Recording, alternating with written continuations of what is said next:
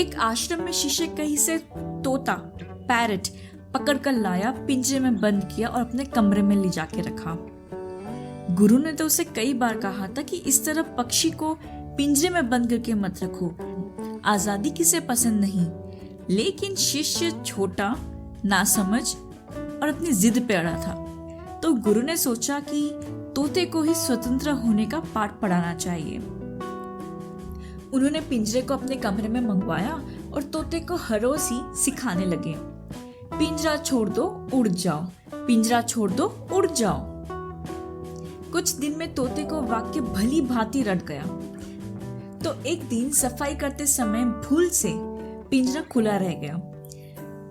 गुरु कमरे में आए तो उन्होंने देखा कि तोता तो बाहर निकल आया है और बड़े आराम से घूम रहा था। साथ ही ऊंचे ऊंचे स्वर में कह भी रहा था, पिंजरा छोड़ दो उड़ जाओ, पिंजरा छोड़ दो उड़ जाओ, पिंजरा छोड़ दो उड़ जाओ। गुरु को आता देख वह पुनः पिंजरे के अंदर चला गया और अपना पाठ बड़े जोर जोर से दोहराने लगा। गुरु को यह देखकर बहुत ही आश्चर्य हुआ, साथ ही दुख भी। उन्हें केवल अफसोस इस बात का था कि इस तोते ने केवल शब्द को ही याद किया। यदि यह इसका अर्थ भी जान लेता तो यह इस समय इस कैद से मुक्त हो गया होता, अपनी जिंदगी जी रहा होता। दोस्तों, ठीक इसी तरह दिन भर में हम कितना कुछ सीखते हैं, कितना कुछ ग्रहण करते हैं, पर क्या कभी आपने खुद के लिए 5 मिनट निकालकर सोने से पहले ये एनालाइज किया कि आपने दिन भर में क्या सीखा, पर क्या उसका अर्थ जानकर सीखा? क्योंकि हम सीखते तो बहुत कुछ है, अर्थ नहीं पता होता तो हम जल्दी भूल भी जाते हैं। एक एग्जाम्पल बता देती हूँ।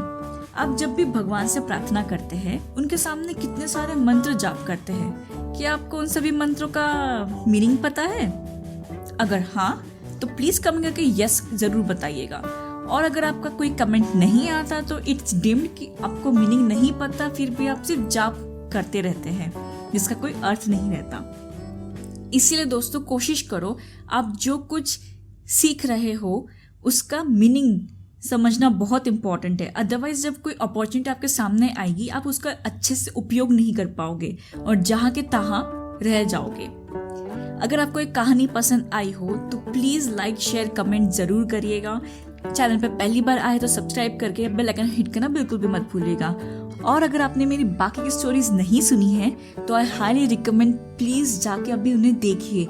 ज्यादा बड़ी नहीं है, केवल 1 या 2 मिनट की कहानियां हैं, लेकिन उनसे जो वैल्यू सीखने मिलती है वो बहुत ही इंपॉर्टेंट एंड वैल्यूएबल है।